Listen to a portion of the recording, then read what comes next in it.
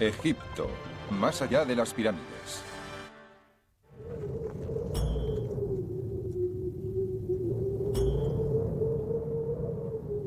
«35 siglos antes de nuestra era y 2500 años antes de los profetas del Antiguo Testamento, los egipcios ya reflexionaban sobre el tema más profundo y desconcertante de la existencia humana. Todas las sociedades se han enfrentado al mayor misterio de la vida, la muerte. Pero pocas han tratado la muerte de forma tan directa ni con tanto respeto, ceremonias y rituales como lo hicieron antiguos egipcios. Para ellos, la muerte formaba parte de un gran conjunto de ciclos. El Nilo crecía y decrecía, los cultivos se plantaban y se cosechaban, las personas vivían y morían. Pero si uno se hallaba bien preparado, el ciclo más importante empezaba después de la muerte.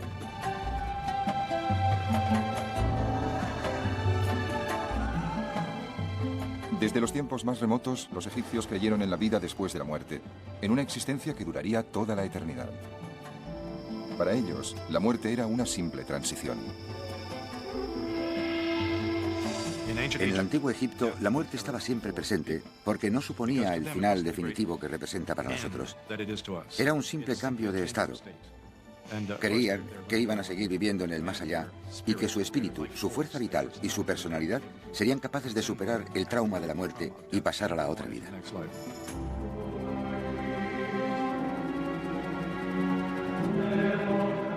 El concepto egipcio de la vida eterna era distinto del de las culturas cristianas de los siglos posteriores. Los egipcios no esperaban una vida mejor ni un paraíso celestial después de la muerte. Simplemente querían una continuidad de la vida que conocían y amaban en la tierra. La sociedad egipcia gastaba muchas energías en los rituales de la muerte. Estudiando sus antiguos ritos, los arqueólogos pretenden averiguar no solo cómo moría la gente, sino también saber más cosas sobre cómo vivían.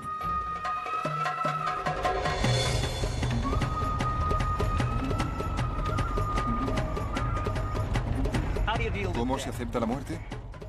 Es una vieja cuestión. Los arqueólogos aún intentan descubrir cómo los antiguos egipcios respondían a esta pregunta.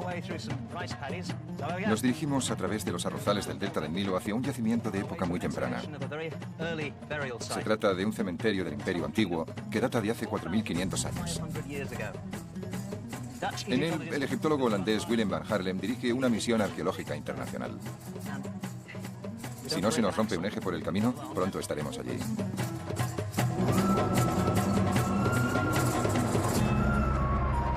La mayor parte de Egipto es desierto. Por ello, los cuerpos de los antiguos egipcios que fueron enterrados en él han permanecido intactos durante miles de años. Pero las condiciones de la región del delta son muy distintas.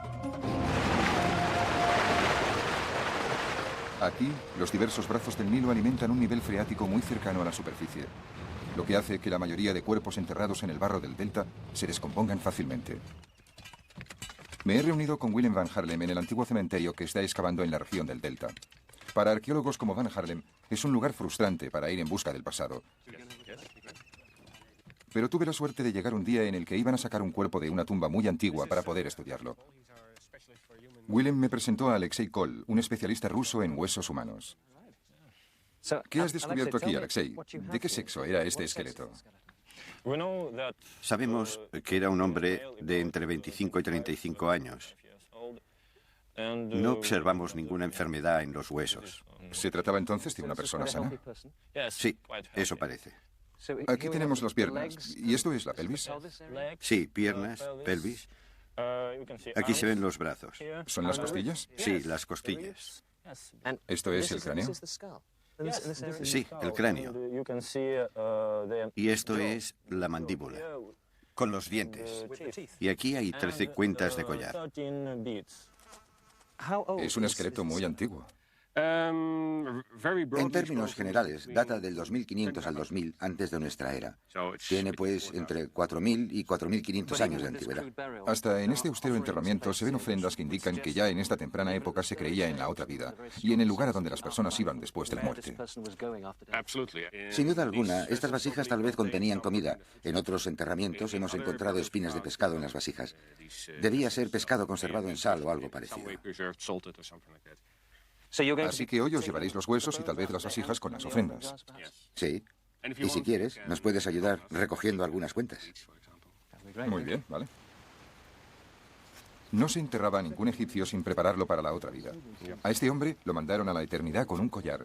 Me llevaré algunas cuentas de piedra del collar para analizarlas. Esta es la siguiente. ¿Cómo lleváis el control de todo esto? Esta es la número 3 porque nos falta una pequeña que hay en medio. Lo ponemos todo en bolsas transparentes marcadas con un número para poder reconstruir el orden exacto, de acuerdo con el esquema que he realizado. Debéis de tener miles de bolsas transparentes. Sí, es cierto. Son muy útiles para recoger muestras. Por mucho que Van Harlem y su equipo averigüen acerca de este hombre de 4000 años de antigüedad, hay muchas cosas que jamás conoceremos. ¿Cómo se llamaba? ¿Qué hacía para ganarse la vida? ¿Tenía familia? Pero sí podemos estar seguros de que esperaba encontrar el camino hacia la vida eterna. Partir del mundo de los vivos hacia el tiempo eterno de los muertos no era automático. Era un acontecimiento complejo y muy ritualizado, del que solo salían con éxito los que habían llevado una vida moral.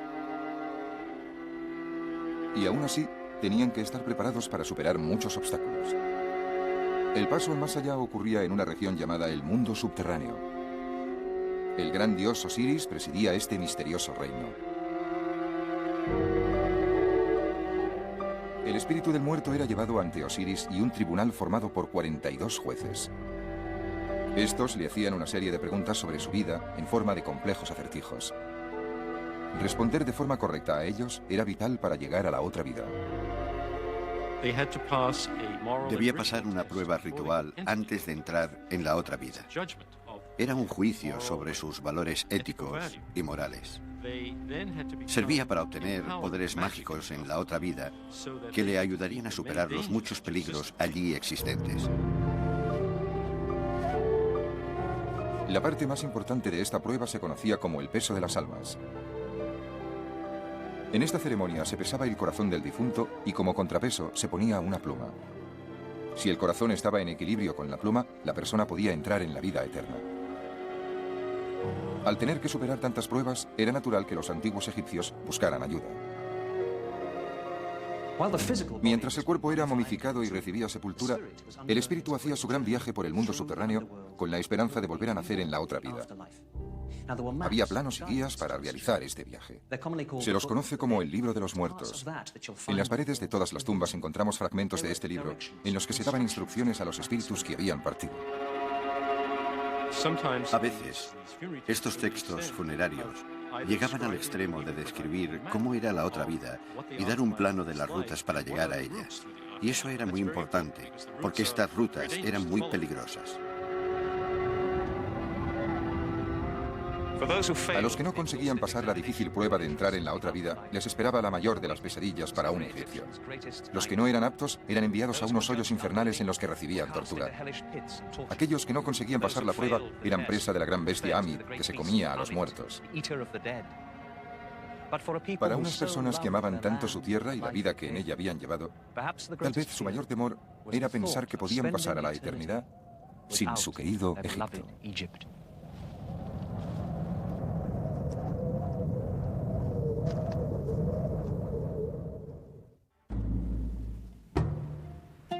Se llamaba Masajarta, fue general del ejército, gran sacerdote de Amon-Re y uno de los hijos del faraón Pinediem I. Sufría terribles dolores de cabeza. Se conservan las cartas que escribía a su médico pidiéndole algún remedio. Y aunque no encontró ninguno que le aliviase, vivió hasta la relativamente avanzada edad de 52 años. A pesar de todos los detalles que conocemos sobre su vida, para los visitantes del museo es solo una momia.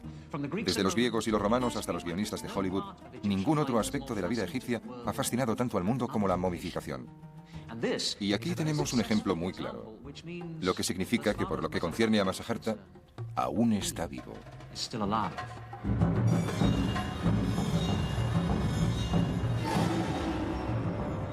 La fascinación del mundo por las momias no es un fenómeno reciente.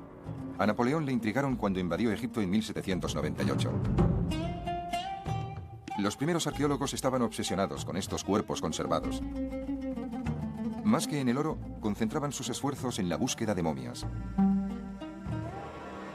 Pero a pesar de su celo, no eran siempre cuidadosos en la forma de tratar a los muertos.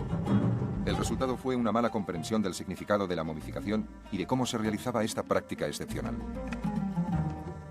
Los antiguos egipcios creían que nuestro amigo Masajarta podía seguir viviendo después de la muerte solo si se conservaba su cuerpo. Creo que el hecho de que se tomaran tantas molestias deja claro que el cuerpo debía seguir existiendo en la otra vida, que tenía que poder ser rehabilitado y tomar de nuevo la forma de un ser humano vivo. Era fundamental que el espíritu de la persona muerta pudiera encontrar su cuerpo, que constituía la base o el hogar del espíritu. Por eso, el cuerpo tenía que mantenerse tan reconocible como fuera posible. En los primeros tiempos de la civilización egipcia, la conservación del cuerpo era muy sencilla. Simplemente se enterraba a los muertos en unas fosas poco profundas. La arena caliente del desierto aseguraba que los tejidos del cuerpo se secaran antes de que el cuerpo se pudriera. Pero a medida que Egipto se sofisticaba, los egipcios empezaron a querer un lugar de reposo que fuera algo más que una fosa en la arena. En el año 3400 antes de nuestra era, los egipcios de las clases altas empezaron a ser enterrados en tumbas construidas sobre el nivel del suelo. Pero al no tener una base de arena seca, los cuerpos se descomponían. Se hizo necesario encontrar un buen sistema de conservación, porque sin el cuerpo no había ninguna alternativa para la otra vida. Tardaron casi 1000 años, pero llegaron a desarrollar un complejo sistema de momificación. Los métodos más antiguos consistían en poco más que en envolver el cuerpo en lino y cubrirlo con una resina líquida. Pero a medida que pasaba el tiempo, los egipcios se dieron cuenta de que, al igual que sucedía en los demás organismos, los órganos internos del cuerpo humano eran los primeros en descomponerse. Durante la Cuarta Dinastía, hacia el año 2600 antes de nuestra era, empezaron a extraerlos, creando así auténticas momias. Progresivamente el proceso se fue haciendo más complejo hasta que llegó a su punto culminante en tiempos del Imperio Nuevo, hacia el año 1500 antes de nuestra era. La momificación se iniciaba con la evisceración. El cerebro se sacaba en trozos pequeños por la nariz. El estómago, los pulmones, el hígado y los intestinos se extraían mediante una pequeña incisión. Cada órgano se colocaba en un vaso canopo especial, como estos de aquí. Estos vasos se colocaban cerca de la momia, para que su espíritu pudiera reconocer sus partes dispersas. No se momificaba todo el mundo de la misma forma. Al igual que al comprador de un coche se le ofrecen asientos de piel o de tela, las familias de los muertos del antiguo Egipto podían escoger el tipo de momificación que querían. Tanto las clases altas como las más bajas deseaban conservar de la mejor manera posible los cuerpos de sus muertos, pero esto era sin duda una cuestión económica. Las clases inferiores no podían permitirse una momificación muy minuciosa. Había distintos niveles de momificación, los mejores de los cuales solo podían permitírselos las clases altas. Pero en este grupo también habían formas más baratas y más caras de realizar el proceso. Obviamente, el faraón tendría el mejor de los procesos posibles. Para el cuerpo del faraón, el acto de momificación constituía un minucioso proceso que duraba 40 días. Se utilizaban las sustancias más valiosas para untar su cuerpo. Las resinas de pino y de enebro procedían del actual Líbano. La mirra y el incienso de la actual Somalia y de la península arábica. También se utilizaba canela y cera de abejas para perfumar y sellar el cuerpo. Cuando finalmente el cuerpo estaba preparado, se envolvía cuidadosamente con tiras de lino. Incluso los dedos de las manos y de los pies se envolvían individualmente. Con el paso de los siglos se quiso conseguir la momificación ideal. Que la momia fuera reconocible era tan importante que los egipcios recurrieron a cualquier técnica que les ayudara a conservar la similitud con el difunto. El rasgo facial más evidente del gran faraón Rameses II era su nariz aguileña. Para conservar esta nariz distintiva recurrieron a una solución innovadora. En 1977 se realizaron unas radiografías que descubrieron que la cavidad nasal del faraón estaba rellena con docenas de granos de pimienta para asegurar que la legendaria nariz fuera reconocida durante toda la eternidad. Durante el Imperio Nuevo se empezaron a insertar pequeñas cebollas debajo de los párpados, porque los ojos están compuestos sobre todo de agua y cuando se desecan se hunden. Por esto se han encontrado muchas momias reales con pequeñas cebollas dentro de sus ojos puestas allí para obtener una sensación más natural. Parece como si estuvieran durmiendo. Las piedras pintadas también reemplazaban los ojos. En ocasiones se utilizaba serrín, tierra y líquenes para rellenar o moldear los rasgos faciales, de forma que se aproximaran a su apariencia en vida. No sabemos demasiado de las personas que llevaban a cabo el proceso de embalsamar a los muertos. Tenemos constancia de que los sacerdotes eran quienes envolvían el cuerpo en lino y que para hacerlo llevaban máscaras del dios Anubis, la deidad responsable de la momificación. Una vez envuelto el cuerpo, solía cubrirse la cara con una máscara funeraria que reforzaba el parecido con el faraón. La más famosa es la fabulosa máscara de oro que cubría la cara de Tutankamón, el rey niño del Imperio Nuevo.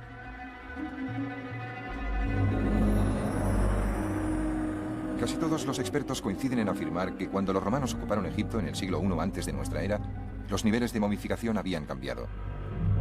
A pesar de que seguía siendo una práctica de importancia vital para los egipcios, la calidad del trabajo de los embalsamadores había disminuido. Hay historias arqueológicas terroríficas, como la de desenvolver lo que parecía una momia perfectamente normal y descubrir que estaba formada con partes de distintos cuerpos que se habían colocado juntos y que la familia había identificado como el señor X o la señora Y. Ese cuerpo se entregaba para ser enterrado. Parece ser que el proceso de momificación no era a veces muy meticuloso. Lo que nunca cambió fue la creencia de que la momia debía parecerse al difunto. Estos maravillosos retratos del muerto se pintaban en tablas y se ponían encima de la cara de las momias. Son de estilo romano, pero muestran caras de egipcios. Miran fijamente al tiempo, con la esperanza de que se les conceda el deseo de pasar la eternidad con los dioses.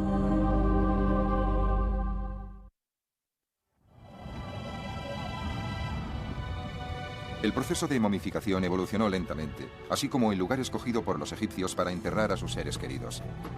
Los primeros egipcios eran enterrados en la arena. En la época de los primeros faraones, el concepto de la muerte y del más allá se había sofisticado bastante.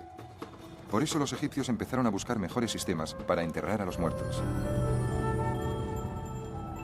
Hacia el año 3000 antes de nuestra era, la actitud de los egipcios acerca del lugar donde enterrar a los difuntos empezó a cambiar. Las simples fosas en el desierto dejaron de considerarse adecuadas. Se necesitaba una casa más duradera y sólida para los muertos. Una estructura con espacio para todas las cosas que el muerto necesitara en su viaje hacia la otra vida. Y un espacio para las ofrendas y la comida, para que se alimentara. El tipo de tumba que se empezó a construir se llamaba mastaba.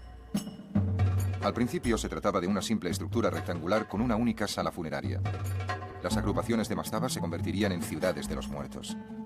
A medida que las prácticas funerarias se fueron haciendo más complejas, las mastabas también evolucionaron. Los egipcios creían que mientras se honrara al muerto y se repitiera su nombre, esa persona permanecería viva. En consecuencia, se añadieron salas adyacentes a las mastabas, donde los amigos y los familiares podían rendir homenaje al difunto y rezar en su nombre. Para los egipcios, el espíritu del muerto a menudo regresaba al cuerpo para descansar y comer. Por eso dejaban comida, agua y hasta vino en la mastaba, para que el difunto pudiera disfrutar de ello. En la meseta de Giza se construyeron cientos de mastabas. A nuestro alrededor están enterrados altos cargos y miembros del séquito de los faraones. La mayoría de las tumbas fueron excavadas en la década de 1930, pero algunas han permanecido escondidas. La doctora Ann Roth, de la Universidad de Howard, está al frente de un equipo que explora este gran campo de mastabas. Intenta encontrar las tumbas perdidas y descubrir más detalles sobre las prácticas funerarias del Imperio Antiguo.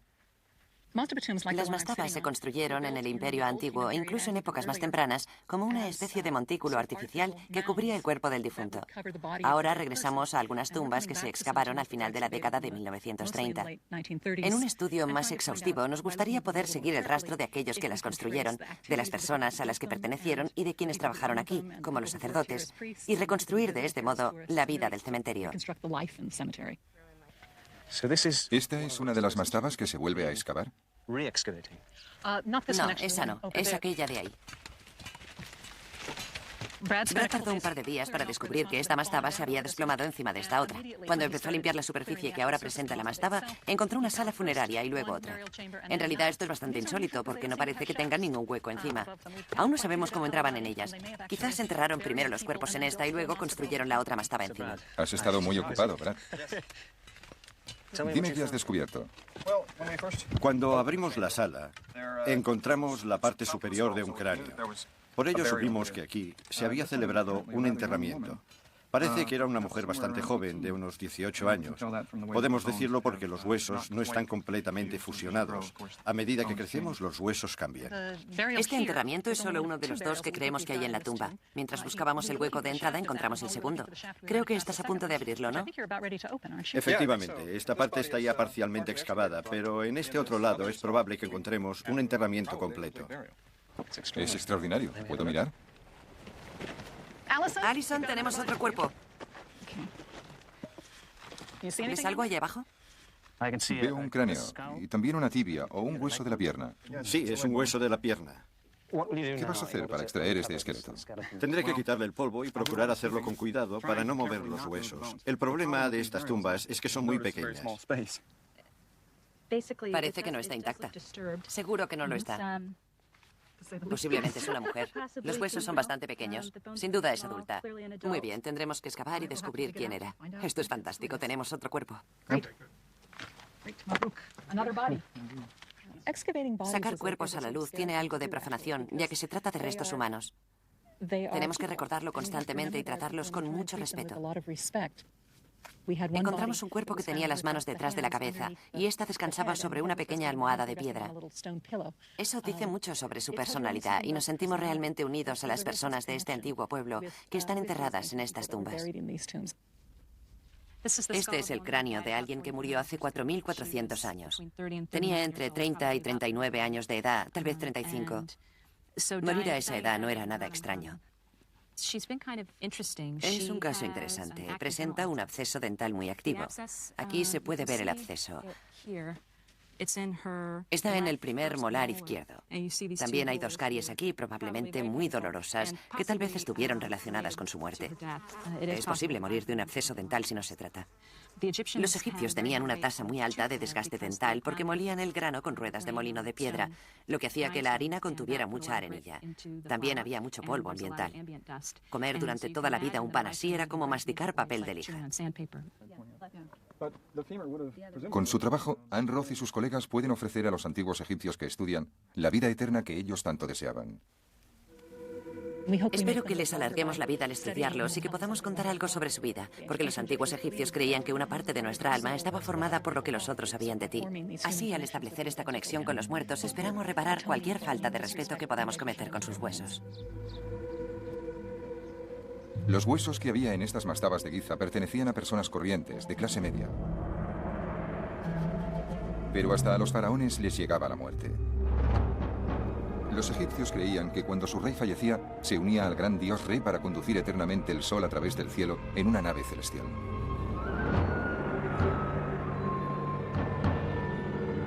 Con el fin de asegurarse de que los faraones tenían una nave a su disposición para realizar este viaje tan importante, a veces enterraban barcas como esta cerca de las tumbas reales. A primera vista, parece poco probable encontrar una barca real en este lugar, y mucho menos una flota. Estos grandes muros son casi todo lo que queda de un gran complejo de templos funerarios. Se construyeron en el desierto, cerca de la antigua ciudad de Abido, para honrar a los reyes muertos que gobernaron Egipto hace casi 5.000 años. En 1991, el doctor David O'Connor, del Instituto de Bellas Artes de la Universidad de Nueva York, hizo un descubrimiento desconcertante. Encontró la primera de una serie de barcas enterradas en el exterior de estos muros. Cuando llegué, se estaban realizando nuevos descubrimientos. Matthew Adams, el director asociado del proyecto, nos ha contado cómo se descubrieron estas antiguas barcas. Al trabajar en esta zona nos dimos cuenta de que había unos muros poco habituales que asomaban por encima de la arena. Os los voy a mostrar. Sí, se ven perfectamente. Primero creímos que eran las paredes de algún edificio. Pueden verse los ladrillos de adobe y restos del yeso que los cubría. Pero tenían una forma muy poco habitual en su extremo. Aquí podemos ver una esquina y el canto es redondo, curvado. ¿Cuál fue la explicación de este misterio? La explicación del misterio es que estos muros se construyeron para contener unas naves de madera. Las barcas se colocaban sobre un pequeño surco y se cubrían de ladrillos desde el exterior. Todas las que hay en el interior de estas estructuras están llenas de ladrillos de adobe. Después, el conjunto se cubría con una capa de yeso. ¿Y están todavía allí? Sí, hay unas barcas de madera en el interior de estas estructuras. ¿Qué es esta roca? Creemos que es una especie de ancla simbólica para amarrar de forma permanente o eterna las barcas a este lugar. Es impresionante. Lo que tenemos aquí son unos muros que rodean una barca de madera. ¿Qué es esto? ¿La proa o la popa? No estamos seguros de si es la popa o la proa. Tiene una forma definida, ¿verdad? Sí, es muy definida. ¿Qué longitud total tiene? La mayor tiene 27 metros de largo por 3,5 de ancho. 27 metros. Eran unas barcas imponentes, ¿no? En efecto, tenían que ser muy imponentes. Limpiar las toneladas de arena que cubren estas barcas es un trabajo agotador. Después se tienen que quitar las capas de yeso para empezar a tener una idea del aspecto que tuvieron en su tiempo.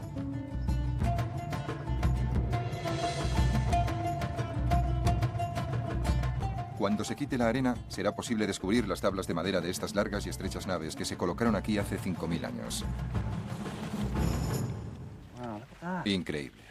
Desde aquí se pueden ver las tablas longitudinales que formaban la barca. Vemos los espacios entre ellas. Estas tablas parecen bastante gruesas. Es cierto, tienen 7 centímetros de grosor. Aún no sabemos su longitud. No hemos excavado lo suficiente. ¿De qué madera se trata? Parece madera de cedro del actual Líbano. A 1.600 kilómetros de distancia. Así es. Por la forma, esto sería la base del casco. ¿Qué es eso de ahí? Es madera encontrada a los lados de la barca que podría haberse traído aquí para colocar en lo alto de la obra de ladrillo. ¿Y estos agujeros los han hecho los insectos? No, estos agujeros se hicieron cuando se construyó la barca para sujetar los cabos que unían las tablas. Se pasaban por aquí. Aquí hay otro y allí hay otro. ¿Qué haces exactamente aquí, Debbie? ¿Qué utilizas para conservar la madera? Cuando la madera sale a la luz, la reforzamos inmediatamente con una resina acrílica. Esto evita que se descomponga o que se seque aún más. ¿Y qué hay en este lado? Aquí tenemos pigmentos amarillos. Los hay por todas partes. ¿Se trata de una barca pintada, como las que vemos en los relieves de las tumbas? Exactamente. ¿Y qué hacéis con todo esto? Bueno, cuando terminemos de reforzar la madera, intentaremos sacar todas las piezas, una por una, y realizar un estudio más minucioso. ¿Pero no hay 12 barcas? Así es, de momento trabajamos en esta durante muchos años. Creímos que solo había 12, pero nos llevamos una sorpresa hace unos pocos días. Te lo voy a enseñar. Sabíais que había 12 barcas. Sí, detrás de ti está la número 12. Hasta hace 2 días habría jurado que solo había 12. Pero en la excavación de esta temporada apareció esta línea de obra de ladrillo. Se trata de la barca número 13. Entonces podría haber muchas más. ¿Podría haber cientos de barcas enterradas por todo el desierto? Es posible. Tenemos un complejo naval muy antiguo, ¿no? Tenemos una flota real amarrada en pleno desierto. Aún es posible descubrir secretos en Egipto. Poco después de ir medio habido, se encontró la barca 14ª. Son las naves más antiguas del mundo. La flota real que Matthew Adams y su equipo intentan salvar se enterró cerca de las mastabas de los primeros reyes. Después de siglos de utilización de la mastaba, los ritos funerarios se complicaron. 2700 años antes de nuestra era, los faraones egipcios ya estaban preparados para construir tumbas a una escala mayor.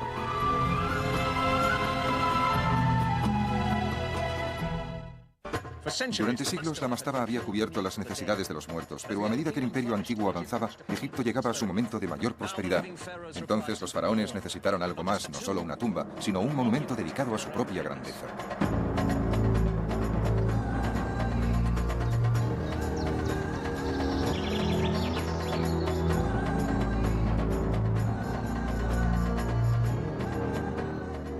$2.600 años antes de nuestra era, los faraones egipcios crearon las mayores tumbas que el mundo ha conocido. La mayor está formada por casi 2,5 millones de bloques de caliza, cada uno de los cuales pesa 2,5 toneladas. Las pirámides se empezaron a construir durante el Imperio Antiguo y fueron el lugar de descanso final para los faraones durante unos 9 siglos. Sin embargo, levantar estos grandes mausoleos requería contar con muchísimos recursos. Incluso la construcción de las pirámides más pequeñas ponía a prueba la economía egipcia. Y aunque se enterrara a los faraones en el corazón de las pirámides, sus tumbas no eran lugares seguros a causa de los ladrones, que saqueaban con éxito sus restos. Al final del Imperio Antiguo, la realeza egipcia empezó a buscar otros lugares donde sus muertos pudieran descansar en el largo y difícil viaje hasta la inmortalidad. En los inicios del Imperio Nuevo, alrededor del año 1570 antes de nuestra era, hubo un cambio en las prácticas religiosas. Al mismo tiempo quedó claro que tanto las mastabas como las grandes pirámides no estaban a salvo de los saqueos de los ladrones de tumbas. Por eso los gobernantes de Egipto buscaron un lugar más seguro para las tumbas de los faraones. Y eligieron este árido valle cerca de Tebas. Traerían hasta aquí los cuerpos de los faraones para que iniciaran la vida eterna. Este lugar se conoce actualmente como el Valle de los Reyes. El gran aislamiento de este valle parecía ofrecer la necesaria protección.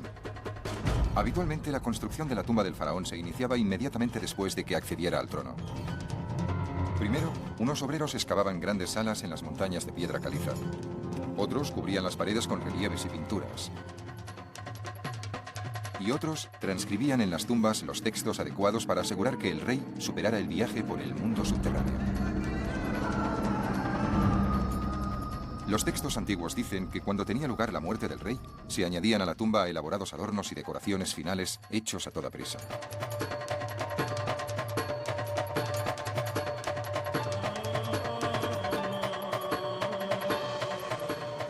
Acabada la momificación, el cuerpo del faraón se trasladaba en barca por el Nilo. Después, un séquito de sacerdotes y el cortejo fúnebre acompañaba a la momia mientras arrastraban lentamente su ataúd por el camino polvoriento del valle hasta llegar a la tumba.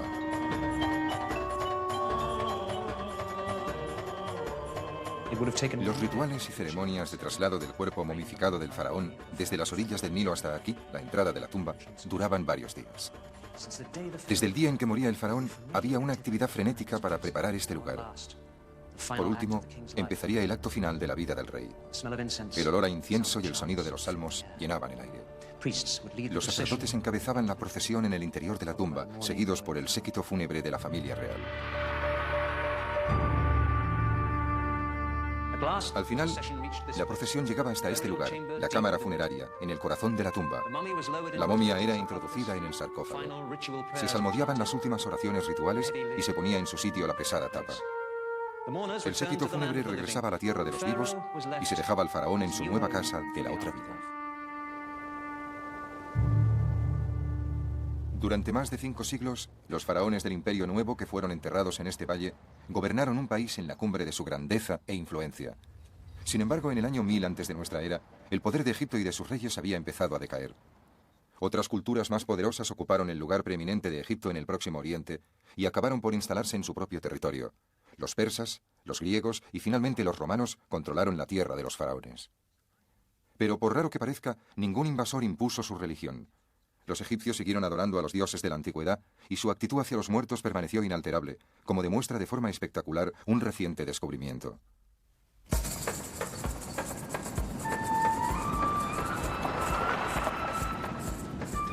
Estamos en el mayor desierto del oeste de Egipto, a 300 kilómetros del Cairo. No es un lugar para tener un pinchazo.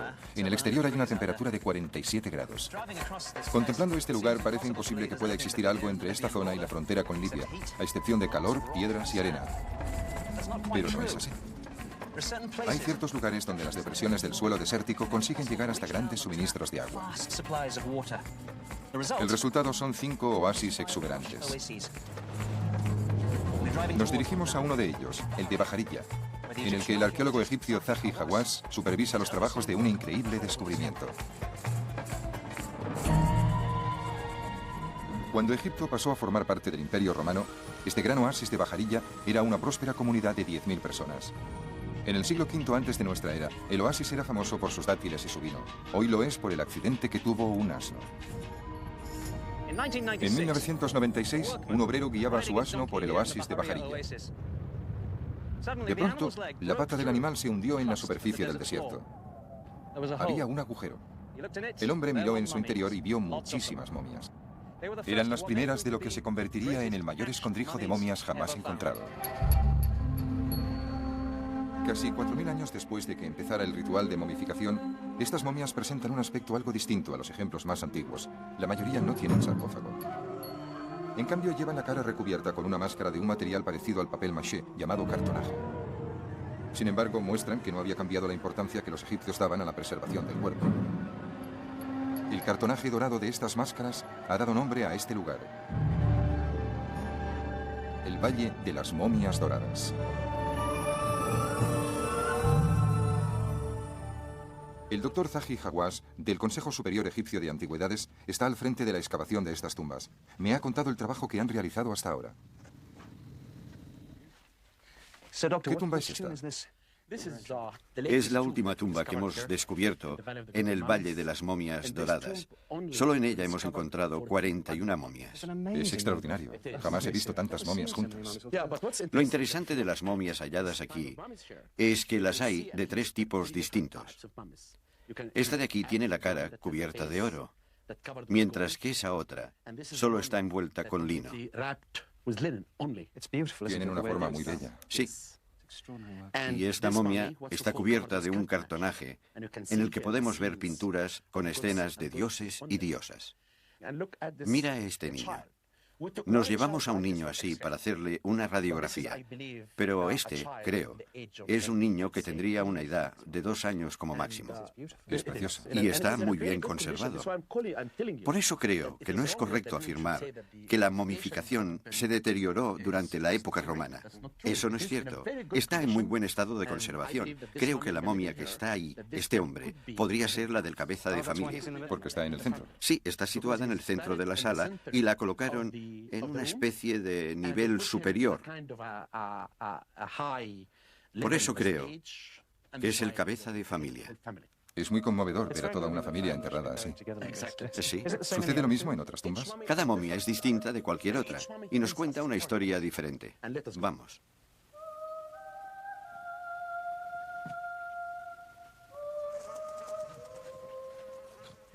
Entramos en otra tumba. ¿Cuántas momias han encontrado hasta ahora?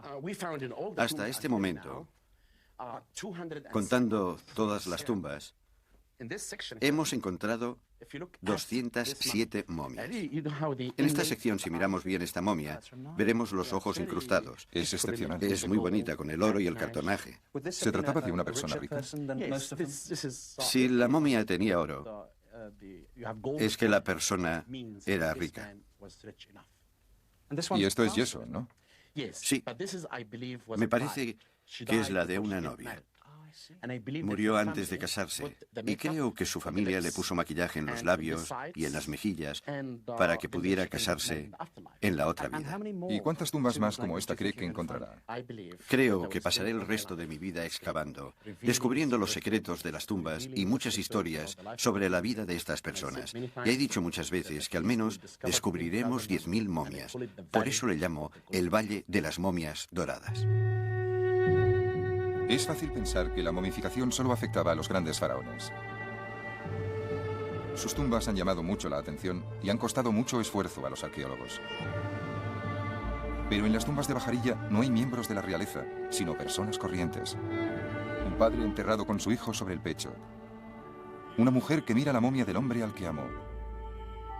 Todo esto nos recuerda que los ciudadanos medios del antiguo Egipto también intentaban engañar a la muerte y evitar la corrupción del cuerpo. Durante casi 4.000 años, la momificación formó parte importante de la vida familiar egipcia.